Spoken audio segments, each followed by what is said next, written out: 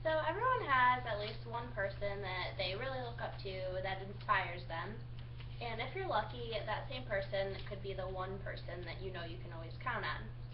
My grandfather has always been someone who puts others before himself.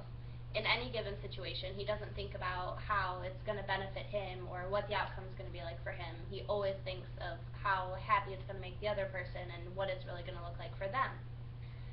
The first example that comes to my mind when I think of my grandfather doing this for other people is my grandma. Him and my grandma have been married for almost 30 years, and she has been sick since she was 25 years old. She was diagnosed with Cogan syndrome, which is a really nasty disease that kind of messes with every part of your body. So she has cataracts from this disease, she has sores on her legs, and that kind of messes with her liver and kidneys, and she 3 years ago was diagnosed with leukemia.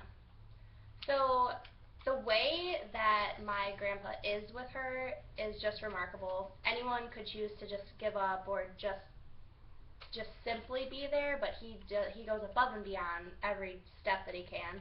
He's there for every chemo treatment with her. He goes to every single doctor's appointment. He has also readjusted his work life more recently over the past year to be home with her more and to stay at home for the holidays when she's not comfortable to go out and things like that. He still does the romantic things for her just to keep her happy and to show her that just because she's older now and just because she's sick doesn't mean she's not beautiful.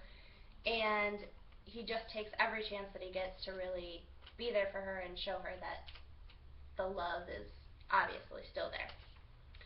Another thing that my grandpa has put his heart and soul into for the past 30 years is his 7-Eleven convenience stores. He's been really successful with those. He started in his 20s and he just really has dedicated his life from there.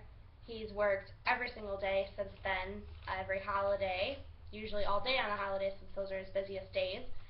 He has owned 3 stores over the course of his life, and having your own stores and kind of being your own boss sounds like the dream, but it actually hasn't been that easy for him because 7-Eleven is a franchise, so he still has people over his head and kind of telling him what to do and directing him on how to change things when he doesn't always agree with that. He's been kind of played, sort of, in that aspect of it, but he still fights and he still works really hard to keep the stores going and to make sure that everything, runs really smoothly.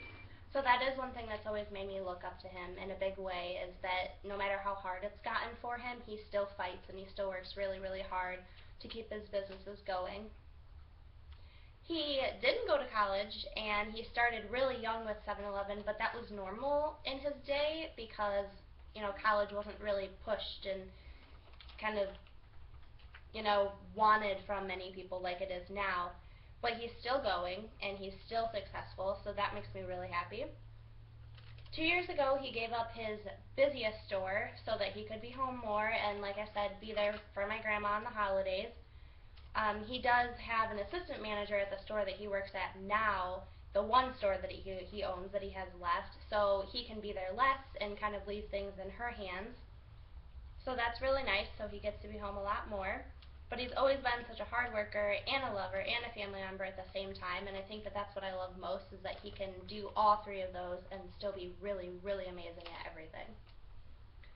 The last thing that comes to my mind when I think of how he goes above and beyond for other people is me. My parents were never married, so I had a really kind of unorganized and unstable home life, but my papa made up for this. Obviously, the grandparents do love to have you when you're young and you're a baby and they just want to babysit you all the time and spend all those years together. But he really took me under his arms in a more special way and kind of helped it not feel so broken as a child. So at this time, he was way past his age of having teenage kids, but he decided to take in a teenage daughter. And the fact that he willingly did that just blows my mind. So I eventually ended up living with him and my grandma, just because my parents' home were so unstable that it was just better that way.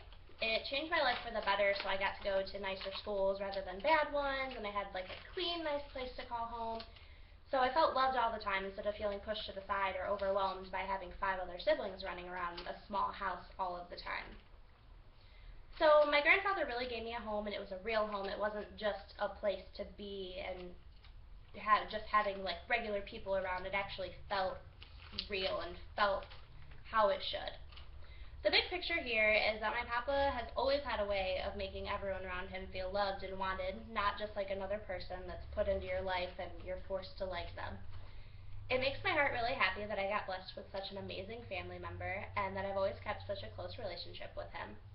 All it really takes is one person to change your life, and I wouldn't have chose anyone else to be my person.